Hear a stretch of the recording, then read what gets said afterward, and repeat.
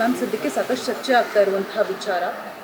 ಆ ರೀತಿಯಾಗಿ ಹೇಳಿಕೆ ಕೊಡಬಾರ್ದಾಗಿತ್ತು, ಬಟ್ ಕೊಟ್ಟು ಸಾಕಷ್ಟು ಚರ್ಚೆಗೆ ಗ್ರಾಸವಾದರೂ ಕ್ಷಮೆ ಕೇಳುವಂಥ ಹಂತಕ್ಕೆ ಬಂದು ನಿಂತ್ಕೊಳ್ತು. ಏನೆಲ್ಲ ಮಾತನಾಡಿದ್ರು, ನೀವೇನು ಹೇಳಿದ್ರಿ ಮ್ಯಾಮ್? ನೋಡಿ, ನಾವು ಬಂಡವಾಳ ಯಾರ ಮೇಲೆ ಹಾಕ್ತೀವಿ? ಕಲಾವಿದರ ಮೇಲೆ ಹಾಕ್ತೀವಿ. ಇಡೀ ಚಿತ್ರರಂಗ ನಿಂತಿರೋದು ಕಲಾವಿದರ ಆ ಪರ್ಫಾರ್ಮೆನ್ಸು, ಆ ಥರ ಸಿನಿಮಾವನ್ನು ಕಟ್ಕೊಡ್ತಾರೆ.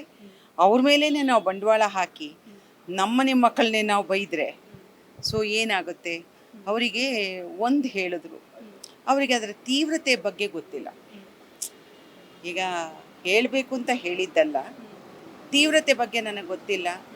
ನಾನು ಎಲ್ಲರ ಹತ್ರನೂ ಪಾಪ ಕ್ಷಮೆ ಕೇಳಿದ್ರು ಅವರು. ನನಗೆ ಇಂಥ ಮಹಾನ್ ಭಾವರು ಅನ್ನೋದು ಗೊತ್ತಿತ್ತು. ಆ ಮೂಮೆಂಟಲ್ಲಿ ನನಗೆ ಏನೋ ಎಲ್ಲ ಕಳ್ಕೊಂಡ್ಬಿಟ್ಟಿದ್ದೆ. ನಾನು ಕ್ಷಮೆ ಕೇಳ್ತೀನಿ.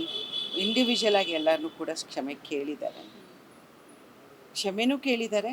ಸೊ ಅವರು ಇನ್ನು ಮುಂದಕ್ಕೆ ಮಾಡಲ್ಲ ಅಂತಲೂ ಹೇಳಿದ್ದಾರೆ.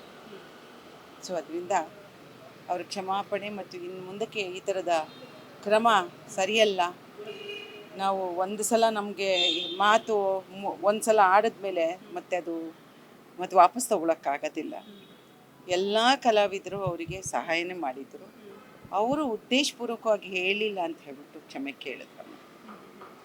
ಮಾತಾಡಿದ್ರೆ ಹೋಯ್ತು, ಮುತ್ತು ಹೊಡೆದ್ರೆ ಹೋಯ್ತು ಅಂತಾರೆ. ಮತ್ತೆ ಅಡಿಕೆಗೆ ಹೋದ ಮಾನ ಆನೆ ಕೊಟ್ಟರು ಸಿಗಲ್ಲ ಅನ್ನುವಂಥದ್ದನ್ನು ನೀವು ಹಿಂದೆನೇ ಹೇಳಿದ್ದಾರೆ. ನಿಜ ಅಮ್ಮ, ಇದನ್ನೇ ನಾವು ಹೇಳಿದ್ವಿ. ಕೊನೆಗೆ ಅವ್ರಿಗೂ ಒಂದು ಪಶ್ಚಾತ್ತಾಪ ಆಯಿತು. ಮನುಷ್ಯನಿಗೊಂದು ಪಶ್ಚಾತ್ತಾಪ ಆಗಿ ನಾನು ಎಲ್ಲಿ ಯಾವ ತಪ್ಪು ಮಾಡಿದ್ದೀನಿ ಅಂತ ಹೇಳ್ಬಿಟ್ಟು ಗೊತ್ತಾದಾಗ ನಾವೇನೂ ಮಾಡಲಿಕ್ಕಾಗೋದಿಲ್ಲ.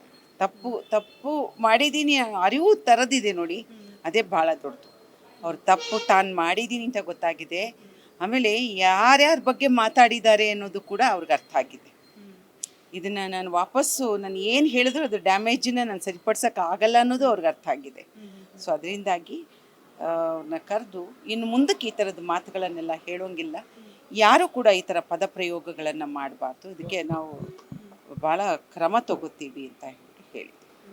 ಆ ರೀತಿ ಹೇಳಿಕೆ ಕೊಡೋದ್ರ ಹಿಂದೆ ನೋವಿದೆ ಅನ್ನೋದು